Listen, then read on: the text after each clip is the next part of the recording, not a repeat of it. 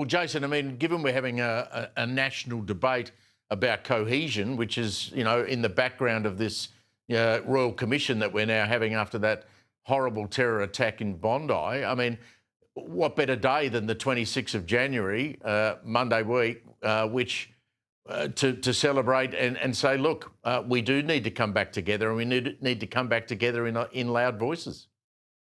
Steve, I couldn't have said it better myself. I mean, that is the one day when we can reaffirm our commitment that we are not a perfect people, but we are committed to creating a perfect nation. And the hate and division that directly led to Bondi comes from all these omni causes. The same people who are protesting the downfall of Maduro and the Venezuelan government are the same people who are protesting or celebrating what happened on October 7 in Israel.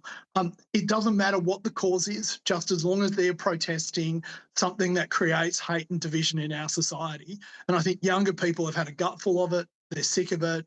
They were educated on it, and they just want to move on and come together to create a better world for them and those who come after us. Well, let's talk about the news of the day, and that's Dr. Kevin Rudd announcing that he's going to resign as our ambassador to the United States. I almost fell about laughing when it was suggested that it was Kevin's idea. Stephen, look, I've had my run-ins with Kevin.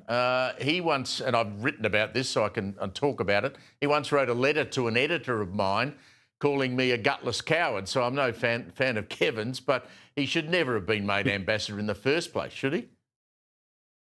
No, of course not. But now we need to look at who his replacement's going to be. And the two candidates that seem to be floated are Joel Fitzgibbon and Stephen Conroy. If Stephen Conroy is selected, it'll be just as disastrous as Rudd. And I think Fitzy would probably be the best option, given that he's a former Defence and Agriculture Minister, the two portfolios that we really need help with with regards to our relationship with the United States. And Fitzy's one of those kind of blokes who can get away with everyone. So if they do tap him on the shoulder, I think he'd be a perfect replacement. But they're saying Kevin Rudd's going a year early. Well, I reckon 3 years too late.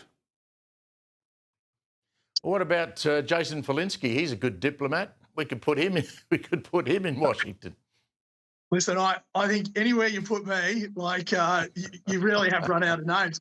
Here's my tip. If Albo was being really, really Machiavellian, he'd offer it to Josh Frydenberg. I think there would be a number of positive upsides for him to do that. Yeah. You've been thinking long and hard about that today. I wish I'd come up with that. What a fantastic idea. I mean, removes him for 3 years. He's not back in charge of the Liberal Party. He's not standing against Albo at the next election. You see why Jason Falinski was such a good MP, Stephen? That's a really good idea, isn't it? Yeah, I don't think Josh Frydenberg's silly enough to take the position. I think he's got his eye on something else at the moment, so I don't think that's going to be an option.